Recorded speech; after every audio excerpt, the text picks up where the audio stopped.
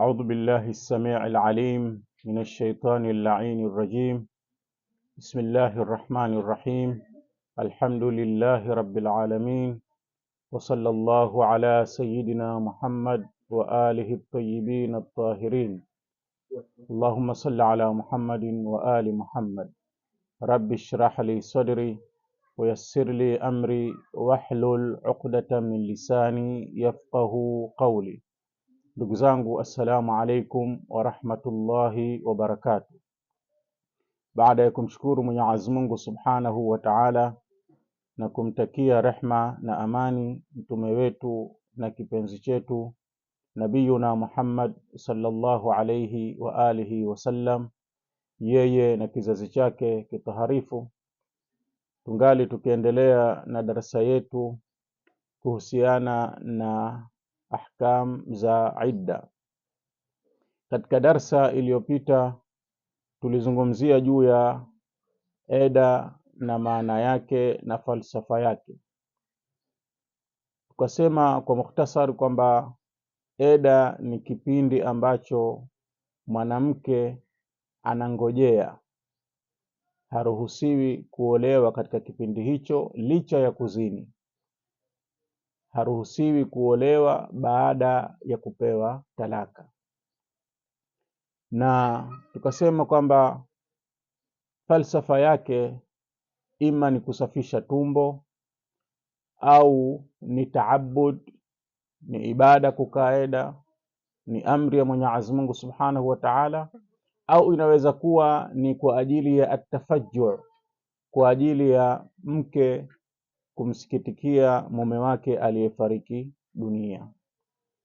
Na tukasema vile vile kwamba kuna wanawake ambao baada ya talaka hawalazimiki kukaa eda, hawawajibiki kukaa eda.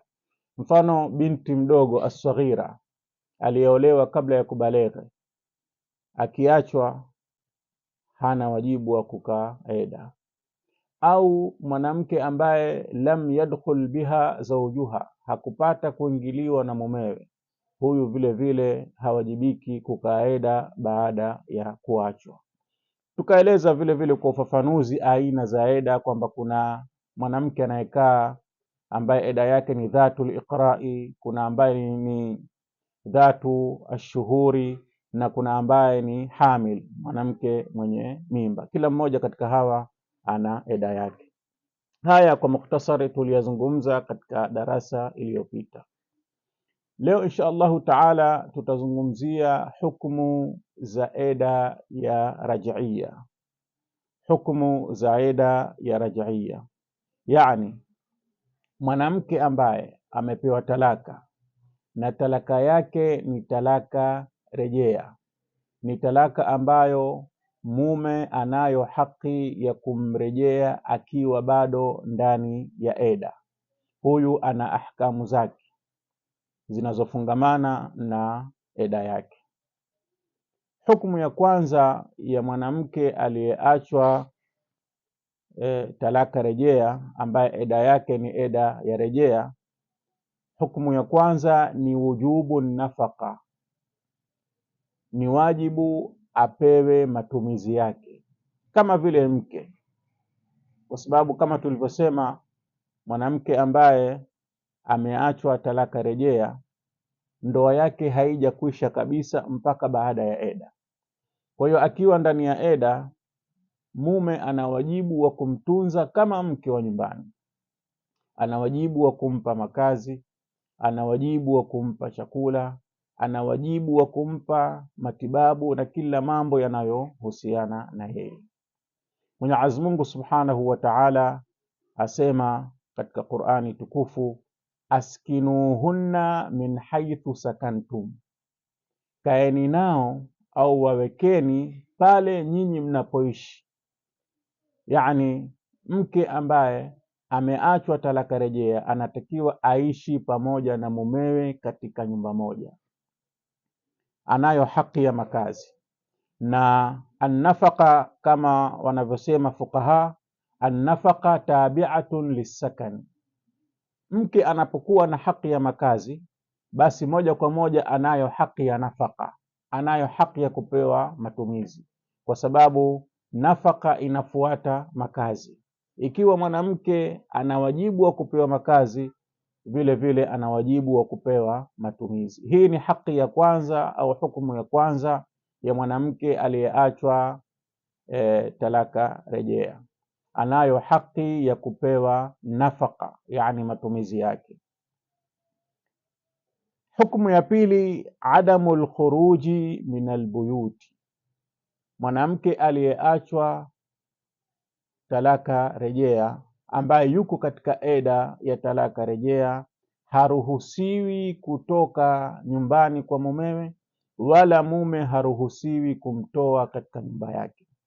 Mwenyezi Mungu Subhanahu wa Ta'ala anasema katika suratu Talaq, la tukhrijuhunna min buyutihinna wala yakhrujna, msiwatoe katika majumba yao wala wao wenyewe wasitoke katika majumba yao. Hii ni amri yaelekezwa kwa waume, kwamba baada ya kuwapa wanawake talaka ya rejea, msiwatoe katika majumba yao, ni haramu kuwatoa, wala wao wenyewe wasitoke kwa khiari yao.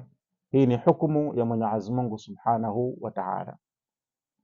Jambo la tatu linalohusiana na mwanamke aliyekuwa katika eda ya talaka rejea, idharu zinataha lahu, ni kudhihirisha mapambo yake, kumdhihirishia mumewe.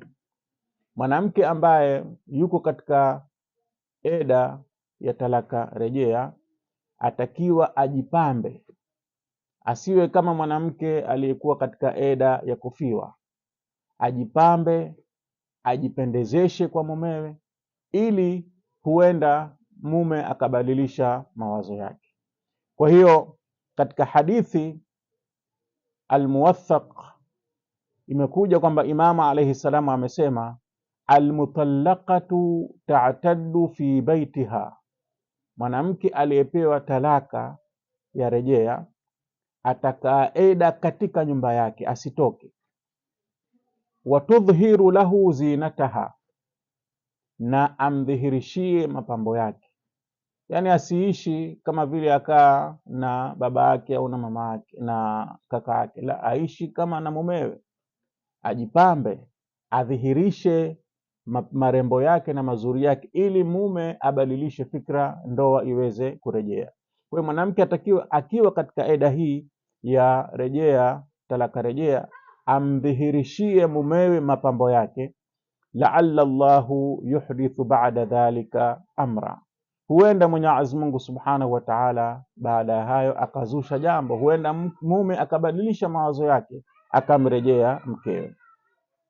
Na vile vile imekuja katika riwaya ya al-Imam al-Kadhim salawatullahi wasalamuhu alayhi kuwa amesema, walmar'atu allati yutalliquha ar-rajulu tatliqatan wahida, mwanamke ambaye ameachwa na mumewe talaka moja, yani talaka rejea, thumma yada'uha hatta yakhluwa ajaluha, kisha akamuacha mpaka eda yake ikesha, yani mpaka mwisho wa eda yake, fahadhihi aidan taq'udu fi manzili zawjiha, huyu vile vile atakaa katika nyumba ya mumewe, asitoke katika nyumba ya mumewe.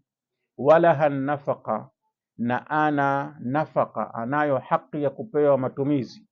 Wasakan, na ana haki ya kupewa makazi. Hatta tankadhiya iddatuha, mpaka eda yake itakapomalizika. Kwa hiyo mwanamke ambaye anakaa eda ya talaka rejea anazo haki tatu. Ana haki ya nafaka, ya kupewa matumizi, ana haki ya kupewa sakan, ana haki ya kupewa makazi ya kuishi, vile vile ana wajibu wa kudhihirisha mapambo yake kwa mumewe. Hizi ni haki zinazofungamana na mwanamke ambaye yuko katika eda ya talaka rejea. Kuna wanawake ambao wakiachwa hawana haki ya nafaka, hawana haki ya kupewa matumizi. Kwanza ni albaina, la nafaqata ala albaina, mwanamke ambaye talaka yake ni talaka bain. Tulieleza katika aina za talaka. Talaka bain ni talaka ambayo mume hawezi kumrejea mkewe katika eda. Kwa mfano, mwanamke aliyeachwa talaka 3 za kisheria, huyu talaka yake ni bain. Au mwanamke aliyejihului, aliyejikomboa, almukhtalia, huyu talaka yake ni talaka bain. Au mwanamke aliyeachwa kwa talaka ya mubarat, kuchukiana mke na mume, huyu vile vile talaka yake ni bain.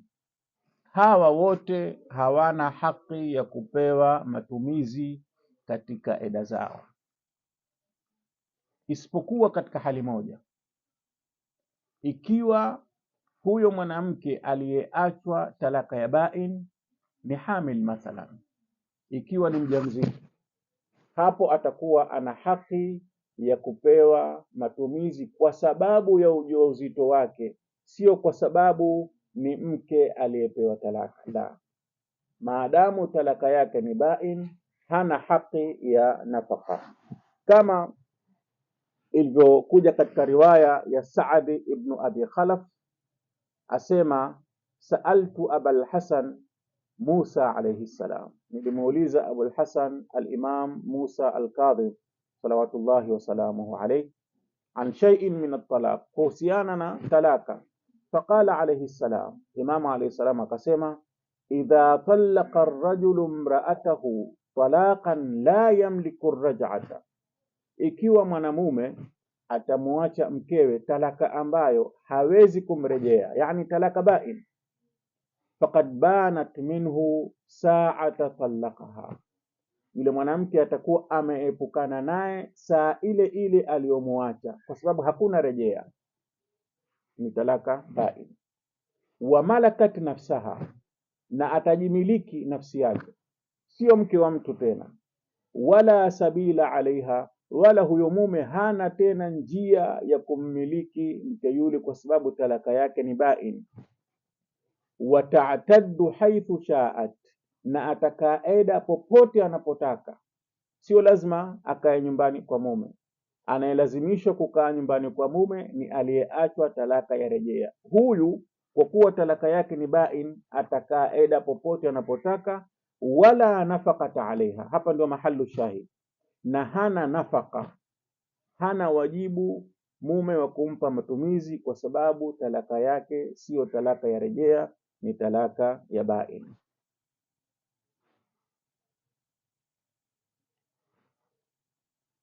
Vile vile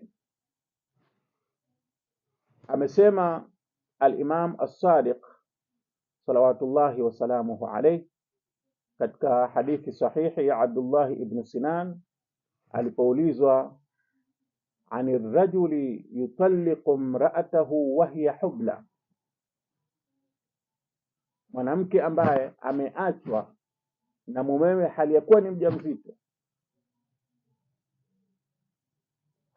na talaka yake si talaka rejea, ni talaka bain, huyu ana haki ya kupewa matumizi kwa sababu ya ujauzito wake,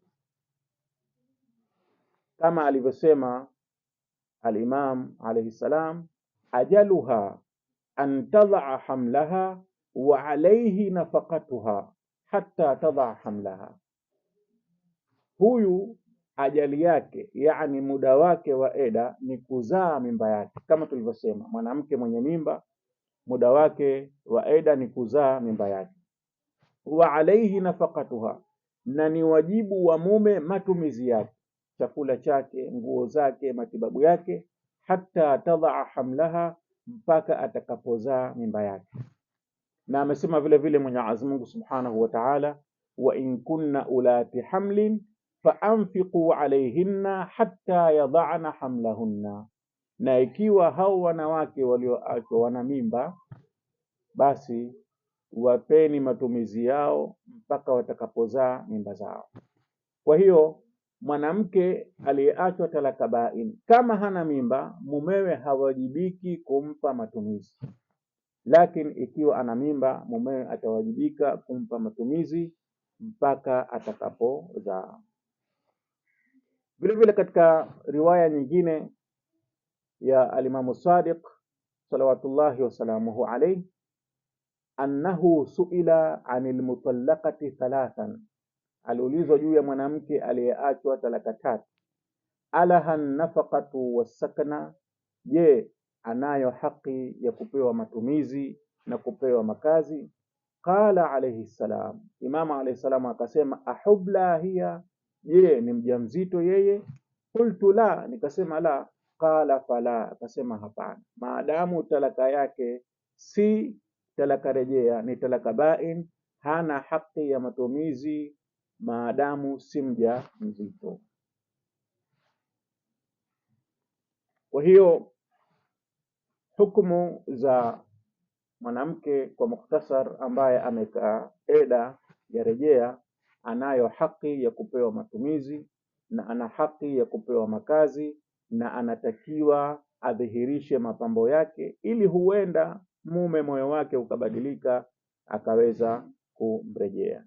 Na ikiwa ni mwanamke ambaye ameachwa talaka bain, yeye hana haki ya kupewa makazi wala hana haki ya kupewa chakula, kwa sababu maadamu ndoa yake imekwisha, yeye kwa kuwa talaka yake ni bain, mume hawajibiki kumtunza. Ila akiwa ana mimba, mume atawajibika kumtunza mpaka atakapojifungua. Mwenyezi Mungu Subhanahu wa Ta'ala atujalie min alladhina yastami'una alqawla fayattabi'una ahsana. Allahumma arina alhaqqa haqqan warzuqna ittiba'ahu wa arina albatila batila warzuqna ijtinabahu. Wa sallallahu ala khayri khalqihi Muhammad wa ala ali baytihi at-tayyibin at-tahirin. Wassalamu alaykum wa rahmatullahi wa barakatuh.